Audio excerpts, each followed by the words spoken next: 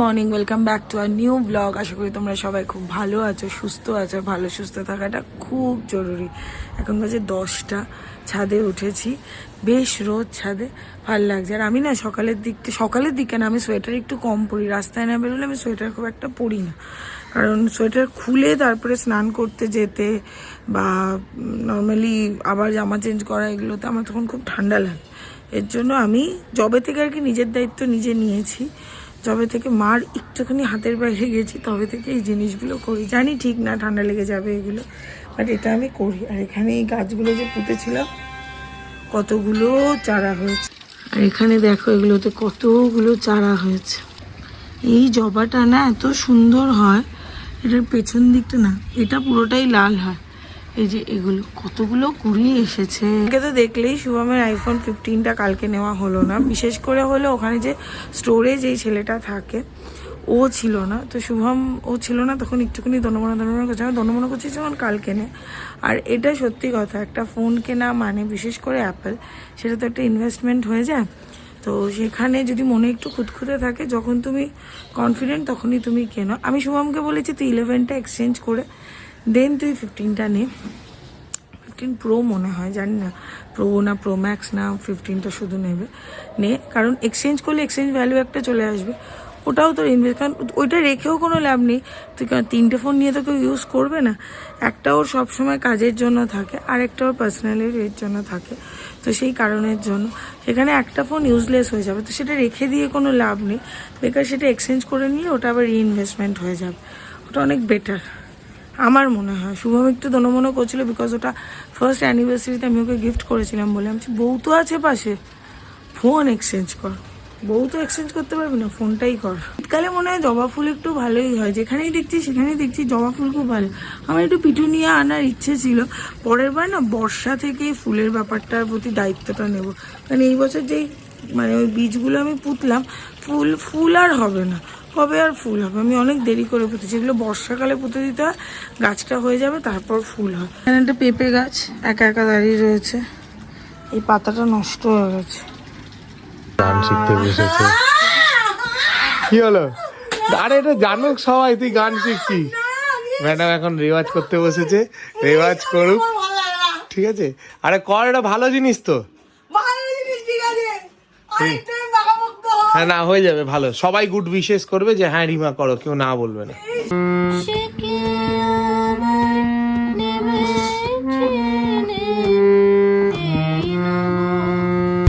Good afternoon, welcome to Shubhri's family. চলে না টাটকা ব্লগ নিয়ে। আশা করি সবাই ভালো আছে এবং সুস্থ আছে। ভালো এবং সুস্থ থাকাটা দরকার। কালকে আইফোন 15টা হয়নি, কারণ দেখতেই পেলে। তো আজকে আবার যাচ্ছি আমরা 3জন মিলে। যাই না, ওকে না নিয়ে গেলে নাকি আমাদের ফোন কেনা হয় না। তাই নাকি? ওকে না নিয়ে গেলে ফোন কেনা হবে না নাকি? এরকম ব্যাপার, নিজে গুরুত্ব দেয়, ওই জন্য আমি যাচ্ছি। যাওয়া হচ্ছে নাকি, হবে কি না সেটা জানি না এখনো। যাও, গরিব মানুষ, আমার তো কিছু হচ্ছে না। দেখছি, তোরটাও আমি ভাবছি। শুভমের অনেক ব্যাপার আছে। শুভম প্রথম হলো 11টাকে আমি বলেছিলাম সকালেও এক্সচেঞ্জ করিয়ে আমি ওকে নাও, 11টাকে এক্সচেঞ্জ করে নাও, ওটাকে হেভি লক্ষ্মী ফোন, ঠিক আছে। সেকেন্ড হলো, যেহেতু ইএমআইতেই হবে প্রসেসটা, ইএমআইটা হতে গিয়ে লাস্টে যেটা যেই ব্যাংকের হয়, সেই ব্যাংকের সার্ভারে প্রবলেম করছিল। সে আমরা উঠে দাঁড়িয়ে বসে অনেক কিছু করে ফাইনালি শুভম গুপ্তর হাতে নতুন ফোন। মোটামুটি কেনা তো হয়ে গেল। তো জাস্ট এই যে আনবক্সিং হচ্ছে আইফোন 15 প্রো। তো না 15, এটা প্রো না। Thank you ma'am. সঙ্গে এসছে, কিছু জানে না, কিচ্ছু জানে না। খাওয়াবি না? শুধু একটাই জিনিস, খাওয়াবি না? আর সন্ধ্যেবেলার কিছু সান্ধ্যকালীন ভোজনও। হ্যাঁ, এতক্ষণ বসলাম তো তাই। আমি আমার অফিস ছেড়ে বসছি এখানে। মাঝে কথা বলিস না। আলটিমেটলি হলো ব্যাপারটা, অনেক মারামারি করে সে এক কাহানি হয়েছে, পরে সেই ঘটনা বলবো। যাই হোক, সেটা হোক, শেষ করে এখন বিরিয়ানি পার্টি হবে। যতক্ষণ ফোনটা কেনা হয়নি আমাদেরকে গাড়িতে করে নিয়ে এসেছিল। একবারও আমি বলিনি যে, আমি একবারও বলিনি টোটো করে। সময় নেই এখন। না, আমি বাবুয়াটি তো ড্রপ করতেই পারি। কাজ হয়ে গেলে না প্রতিটা মানুষ এইভাবেই ছুঁড়ে ফেলা যায়। রোজ আমি এর প্রমাণ পাচ্ছি, কাজ যখনই মিটছে মানুষগুলো রাস লাফি মারছে।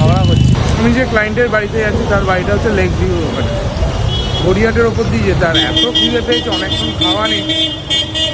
একটু পকোড়া কিনেছি আর এই সামনে বেদরিন থেকে রোল কিনে খেয়ে তারপর যাবো, নাহলে ক্লায়েন্টের সাথে মিটিং করতে পারবো না, খুব কষ্ট হয় খিদে পেয়ে গেলে।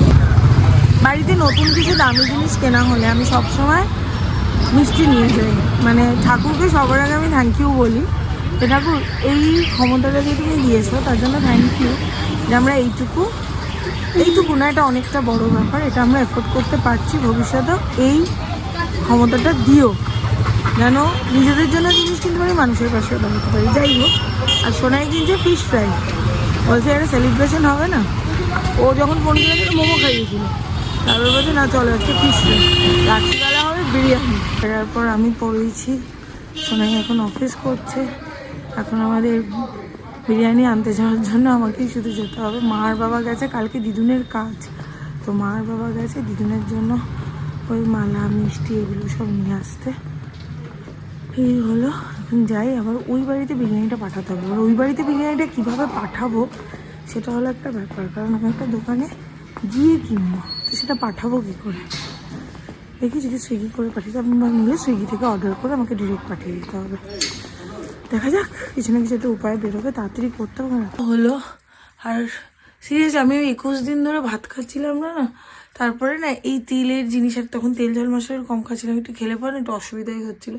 আর তাছাড়া আমি পরশু দিনের বিয়ে বাড়িটা তো পরশু দিনই তো না রবিবার, হ্যাঁ পরশু দিনই তো রবিবার, পরশু দিনের বিয়ে বাড়িটা তো আর কি খেয়েছিলাম বিরিয়ানিতে, অতটা ক্রেভিং ছিল না। যাই হোক ভালো, আমি তো সোনাইকে আর শুভমকে বললাম তোরা এরকম বছর বছর ফোন কেন, তারপরে খাওয়া।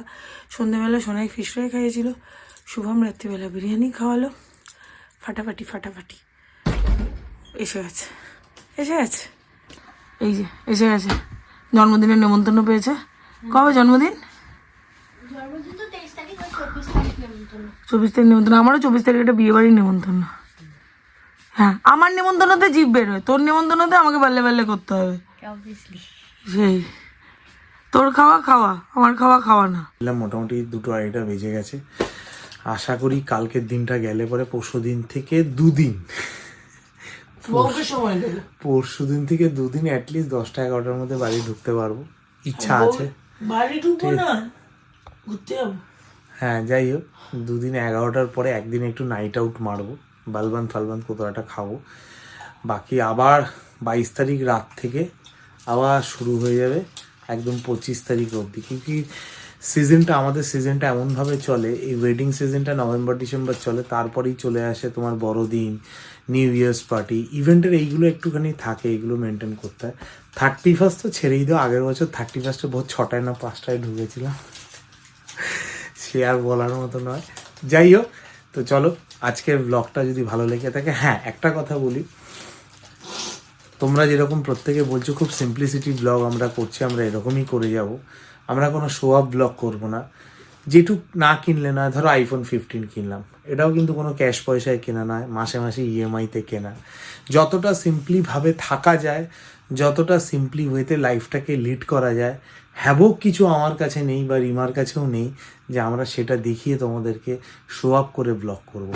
যাই হোক, সবাই সবার মতো তার নিজস্ব ওয়েতে চলে, আমরা আমাদের নিজস্ব ওয়েতে চলি, সবার সাথে ভালোভাবে থেকে, আমি সবসময় বলি না ভালো থেকো সুস্থ থেকো, সেইভাবে ভালো রাখো, সবার সাথে সম্পর্ক ভালো রাখো, কারোর সাথে খারাপ করো না।